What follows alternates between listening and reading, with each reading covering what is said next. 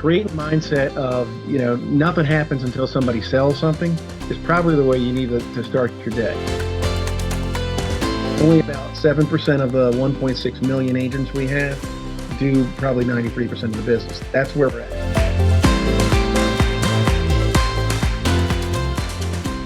Real estate professionals, welcome back to the RMG Agent Podcast. We are so excited that you're here. We are here as always to impact, empower, encourage you in your real estate business and, as it turns out, in your life. If you would, go with me over to rmgagentpodcast.com where you can find the action guides for all of our episodes, webinars, blogs, everything else that we put out just to really help and encourage you. And as always, it's massively helpful. If you love the episode, hit the like button and share it with a friend that you want to see encouraged as well. I'm so excited to have Jake Bartlett here with me today as we introduce a good friend of ours that we had the opportunity to talk to on our team business call that just dropped some amazing knowledge and encouragement here this last week. Yeah, so we had a team call. We have team calls every week, and we had a guest on that, which was Danny Martin, who is absolutely amazing. And that call was so fire that we decided that we're going to release it as part of the podcast as a bonus episode. Yeah, so this bonus episode is awesome. I've known Danny for many, many years, and he is just an absolutely incredible individual producer. And he has been now, I think he said, for 29 years. Yeah. So when you're hearing somebody on our Master Series that's been doing this for a long period of time, they're not trying this new widget that they're telling everybody that works, but and results may vary. He just year over year has produced at a very, very high level. Yeah, it was awesome. So definitely stay tuned and listen to that episode because you're going to get some great information. Yes. All right, guys, here is Danny Martin. And so Danny, talk to us. What's your mindset? Where do you want to take us to just encourage us when it comes to real estate sales today? First off, I didn't even understand what lead generation was until I got to Keller Williams. And I didn't understand what accountability around lead generation was until I met Reed. And so I would say that creating a mindset of, nothing happens until somebody sells something is probably the way you need to start your day. Mindset is, I operate more from feeling guilty or incomplete if I don't get something done. So one of the things that I did when I first started with Reed, and it really changed the trajectory of my business life, was I committed to 25 phone calls a day, 25 voice-to-voices a day. And if you recall, I was in a terrible, terrible slump when we met, but within 6 months, I was still like, man, I'm not there. And Reed was like, are you kidding me? Look where you were 6 months ago and look where you are today. I was running a market center as an operating principal. And that took a lot of my time, but I still eked out 60 units that year. And I think we had $23 million, $22 million. And so mindset really is putting aside, like right now, I kind of stay out of the news as much as I can. I look around for things and I get my task done as much as I can as well. So keeping that mindset, and then after 29 years in the business too, you're going to have ups, you're going to have downs. It's a bipolar business we're in.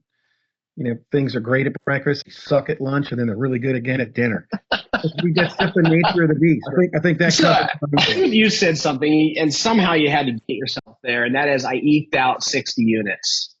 I know that you actually mean that. How did you get your mindset to the place to where 60 units was like eking it out, as opposed to like 6 units was eking it out? I only worked about 10 hours a week to do that in my personal business. So I made sure that those 10 hours really counted, and having the 25 voice-to-voices, I didn't always hit it, but having those and really basing it off of how many appointments did I make in those calls. Sometimes I got 4 appointments in 8 calls, and I chose to a lot of times continue. So really, I think it's, when I say eke it out, I'm really eked it out through time. However, 60 units were the result of really hunkering down and focusing on that time. It's interesting, right? Because in one perspective, 10 hours a week is like, holy crap, that's not much. But it always depends on what the 10 hours is, right? Like, what are we doing in that 10 hours? So talk me through like what's next, right? Because for somebody to do, and I remember like you had a lot of additional responsibility, a lot of distractions, right? So your time was massively compressed. What would you say to an agent who's sitting here right now? Because I had this experience, right? When I first moved over to KW, I remember somebody telling me what their sales goal was for the year, and they were stratospheres beyond me at the time. And I went to the bathroom and I almost threw up. It was so far beyond where my mindset was at the time that it like physically made me nauseous to even think that that was possible. So what would you say to somebody that as soon as they heard you say 60, they're like, I'm out? Self-energize yourself, right? So how many times have you guys gone out after maybe in a slump and you nailed a listing, right? Or you nailed a pending, right? Does that make you go, oh man, the buff is off my back? Or does that make you go, that was good, I like that, we're going to go get another one tomorrow now? So it energized me once I did that to go, wait a minute, I'm going to keep this path going on. This year's really is a snapshot of exactly that. Is like, now I know I'm getting to this point now where it's like, hey man, I'm getting ready to really hit. This is going to be my best year in 29 years. I mean, and Wow. it's because of the energy that you create in yourself. Now you guys have the blessing of however many folks are on this to be energizing each other and sideways accountability. And I think that's kind of how I kept pushing to get to that 60 units that year, was because it was just coming in because I was doing the activities, and people started seeing me on Facebook, and one thing led to the next, and before you know it, it was like a snowball rolling down a hill. It's amazing. It's one of the things you say too is like you've been doing this for 29 years. So talk to me a little bit about how your business developed over the years, right? Like how did it compound? If you were talking to somebody who is a newer agent, or maybe they're seasoned like you, how do you think about like longevity, thinking about real estate as a career versus like a job for a year? Well, you get maturity and you get wisdom after you've been in. You're an old guy like me. You start to get these things, right? So I started with the balloon. Most people did, which was my broker shook my hand the day I showed up there, and he said, "Hey, listen, go out and build yourself a great business. Don't break any laws." And he shook my hand, and that was it. Right? No guidance. I was able to, in my first couple of years, through youth and energy, do 74 units and 25 million, and like a market where people were doing 15 million and they were kings.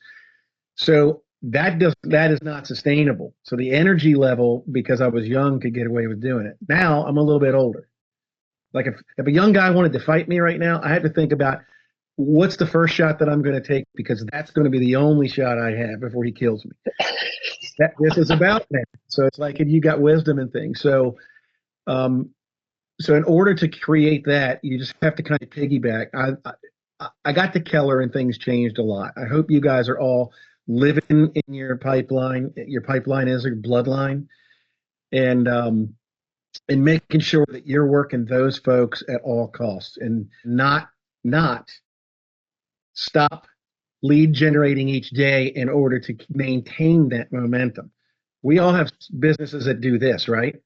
Hey, I got a bunch of settlements. Great. Uh-oh, we're in our underwear again. We got to get dressed. That's really, for me, it's just, I know that the business is going to be up and down, and it's just about averages throughout the year and staying on top of it all. One of the things that I want to ask about is just this 25 voice-to-voice conversations a day. It's 2024. You're saying that you're on the phone. There's limiting beliefs around not doing that. And there's this idea maybe of like 25 conversations a day just sounds really freaking boring, right? Like that sounds like a hamster wheel. How would you help somebody walk through that if that's where their head's at? Well, being a good business person, a good investor, a good real estate agent, it's a boring job. Get used to it. It's boring. There's nothing real fun about sitting down, and you can make it fun. I've got a whole blooper roll of cuts on the cutting room floor here that I've recorded myself talking to people, and I'm going to tell you, I'll make some money with it one day. Some of the conversations we've had. So you can make it fun, even when somebody hangs up and calls you a bunch of names. I've had a lot of fun with those calls, and it energizes me to make the next call. So did that answer your question, Reed? Yeah. It's interesting, right? Just over the years, being able to, coach people, be in business with people, watch people. You can watch two different people walk through the exact same scenario. One person, you can see their shoulders drop and their energy drag and then feel like there's this giant burden. And the other person looks at the exact same scenario and says, cool, adventure, right? And the only thing that's different is what's between their ears. That's it. And they find whatever charges you up. When somebody beats me out of a deal, man, Operation Hangman, that's what it's called. Every time I take a deal from that, I put another body part on there. I mean, it's a terrible thing, that someone else has to die for me to be happy. But, the thing about it is it energizes me to get in there and do what I have to do. It's just funny that you say that, because I have a confession to make, and that is I get angry anytime I drive anywhere in the country and there's a real estate sign out there that's not RMG sign. So I'll be in a different city that I've never been in, that I don't even know anybody in, and I just get like angry, like right. And then, I don't know. It's dysfunctional. I know. Everybody's got their one thing that they do that energizes them, right? Mine just happens to be the demise of somebody else that did me wrong. Now, they don't know it. They don't know it, right? But I go out and if I see an expired come up with their name on it, I am on it. I'm knocking on the door. I'm gonna take it back. Well, speaking of knocking on doors, so when we were talking before this, like where are you getting your business right now? Like, do you have a new secret idea inside of real estate that's revolutionary, or what are you doing? Yeah. Well, expireds have always been really great. They've been okay until 9 million people or a bold comes through town. So it's very simple. I call people and go, hey, this is Danny. I'm a local real estate agent here in Huntingtown, and I just was curious if you could help me with something. I have a lot of buyers and I don't have any sellers right now. Obviously, what the inventory is like. I'm curious, who might you know that's thinking about selling their house? And so that slide that I sent you is kind of it's indicative of the one scenario that was expired, but the circle prospecting for some reason just got me real excited because I got some real results out of it. And I remember you and I, Reed, talked about this. I showed this to you once upon a time, and you're like, hey, man, what do you do there? See the one in the red up top? That was a building lot for $100,000. And I decided to go to town and start calling everybody in that neighborhood to ask them if they knew anybody, even if it was some other broker's sign that was in the yard that went under contract. Hey, we have a house over on Mary Circle that just went under contract, got a lot of buyers, no sellers. Who do you know that's thinking about? And I always keep it in one breath. That way they can't go, hey, I'm not selling. So look at the red. It segued over to their house, which was green. I got a sale there for $480, a sale for $425 off of that. Got his son as a buyer, or them as a buyer. Then their son as a buyer. Go back to the other side, talk to a neighbor. Pink, purple. Down below that, I picked up somebody who had a dumpster in their driveway, right? Beside that, to the left, piggybacked off of that. Then they went to Florida. I got a referral fee. I mean, do you see where this is at? Look down at the bottom pink where it says Patton, all the way at the bottom right. That was a neighbor that says, no, I'm not in the market. However, I know this, and this person.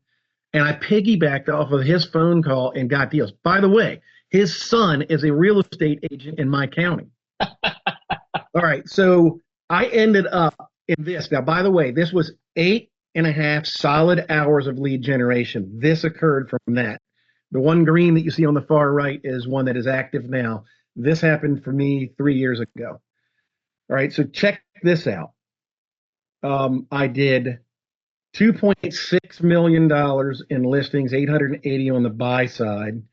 I ended up getting $138,000 over on the listings, over asking, which resulted in me getting $113,420 in commissions, and my additional admin fees plugged in another $4,000.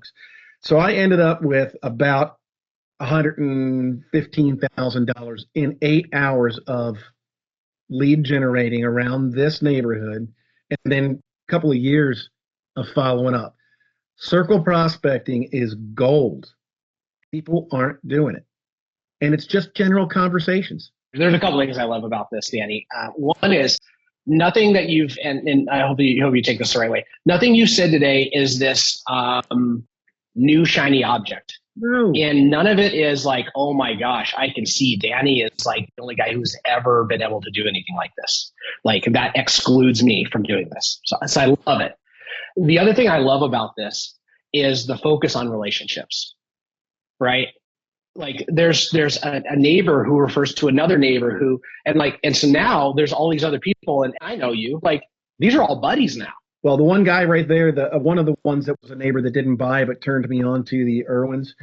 I did go to his house with a Starbucks card a couple of weeks later, and he's like, "I don't remember you." So we had a conversation, blah blah blah. I said, "I wanted to thank you for just passing that name. It meant a lot to me." And then this guy ended up, we're in conversation. He'll sell his house in a couple of years, and he's going to use me. It's very simple, and this is where pipeline comes in. But you got to do the hard work, man. That's a thing. You got to do the hard work in order to reap these benefits, and they come full circle. So, Reed, I know we had talked about it, but I just did my production report, updated it today, and my units are down. My average sale price is going up. Now, all of you that are listing agents, I'd like to give you a hand. Be a listing agent if you can be a listing agent. I always take 6. Nobody's listening, right? Okay, so that is one little small change that makes a difference. So if I don't do any more business this year, if I just my pendings, my closed, my coming soons, and my actives, if I close all of those with some additional, side hustles that I have, my GCI right now is 65261 for me, not for my team. Now, that's just for me. That's if I don't do anything else this year except focus on closing what I have. And it all comes from this. Those numbers weren't the numbers when I first met you, by the way, Reed. I mean, it was, like you said, it's that this is nothing new. This is basic stuff. However, only about 7% of the 1.6 million agents we have do probably 93% of the business. That's where we're at. Only 7% did more than 50 units last year. It makes me think. Our industry is almost certainly destined for a reduction in the agent body.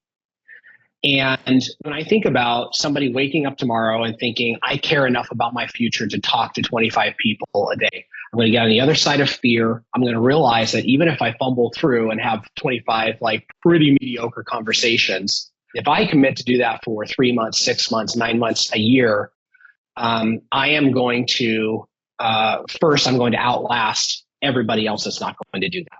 And secondly, I'm going to make life-changing money over the course of time and consistency. Right? That's the gig. Yeah, and you just nailed it, man. And there's an old joke about 2 guys that are in the woods, right? And a bear starts chasing them. And one guy squats down and starts putting his tennis shoes on, and the guy goes, "This bear's going to eat us. What are you doing?" He says, "All I got to do is outrun you." So here's the thing. All you got to do is outrun these schmucks that aren't doing anything, and it's easy. You don't have to do 25 voice-to-voices a day. Do 10, but make them all count. I don't have to do 25 now because I've gotten better and better and better at my conversion, that I can get 4 appointments out of 10. Or 5 sometimes. You got to find the sweet spot for yourself. But I'm telling you, putting the hard work in, guys, we're going into the 4th quarter. What you're doing right now is setting up your January and February. So you're doing well. Danny, what questions have I not asked you that I should? I don't know. I think we should put that up to your folks to see what questions they want to ask. I mean, really, I think it's I used circle prospecting because it's something you and I talked about. Expireds are great. My main focus now, by the way, I've really been bad about not working a database. Sorry, Reed, you can beat me later. That is the main focus now. If you want quick shots in the arm, this is a lot of now business, what we're talking about. Focusing on now business by doing the activities. You never know when you make that first call. 2 times I was teaching some of my agents how to make an expired call. Twice. In the very first call, the people went, "Yeah, we want to list with you." And I said, "Okay, I'll send over a listing." And I never met them. So you just don't know. It's just like going Easter egg hunting. You just don't know what you're going to find. How often do you call the same neighborhood?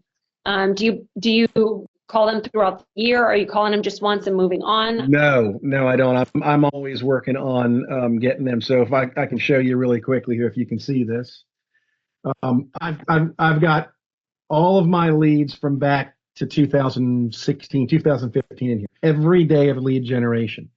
So what I do is I'll circle prospect or I'll just lead generate an area. Ones that didn't answer, I'm hitting them back that night. I find the best time for me is 8:30 to about 10:30 or 11, and then again from like 3 to 6, 3 to 4. 4 to 6. When they're hostage, they're in a car, right? They're driving to and from work. So those are some of the best times. Wednesdays don't yield as much as some of the other days do. Just depends. What I do is I talk to the neighbors who I don't talk to. I have a list of folks that I never connected with. Ones that said yes, but maybe not now.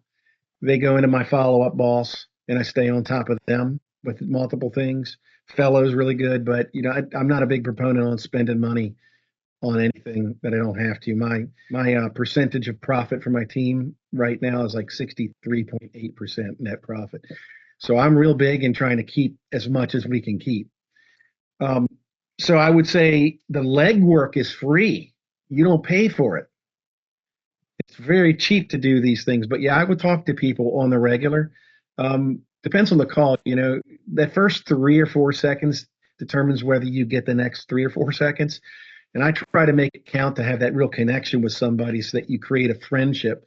I always thank them for picking up the phone for me. Even if they're mad, I want to take a minute and thank you for picking the phone up and chatting with me today. It was awesome. Then follow up with an email thanking them again. And then just call them. Keep calling them. Going back to where you were talking about how you were doing 25 like voice-to-voice contacts, with the accountability layer for that for you, was there a consequence that you gave yourself if you didn't hit that number? The consequence was that my alarm on my phone went off at 5 o'clock every day, or noon, I think, at one point. And I had to commit to, we called it V to V. How many voice to voices / how many appointments did I make? And if I didn't, I would get a, hey, bro, what's going on? So Reed would be. So here's the thing, though, with me, and I don't know, Reed, if you remember, if I didn't hit that 25, I had some severe guilt around it. It was to the point where all these other things got in the way, and I would get to those 25 at all costs. I got 24. I had somebody that was going, good job, man, go get me one more. So I would encourage all of you to have that sideways accountability. Pick a partner. Or somebody that will hold you accountable. It's an act of love. It's not punishment. One more thing right here. Just look at what we do. There's a slash on the top. Those are the voice to voices. And if I get an appointment, I highlight the ones that are a yes. I read the ones that that said no, but I'm calling later. It really, when you're looking at this and you're working off of this, that's your accountability right there. You have to check these boxes. And if I don't, I'm not happy. Okay, guys, thank you so much for watching us interview Danny Martin. I hope it was just really encouraging to you guys, and I hope that you had a wonderful time, took a lot of notes. We'll have an action guide out for you on that. It'll be amazing. Yeah, that was awesome. Danny's amazing, and I'm glad that you stayed tuned and listened to that. And as always, we are here to impact, empower, and encourage you in all things you do. All right, until next week, take care, guys.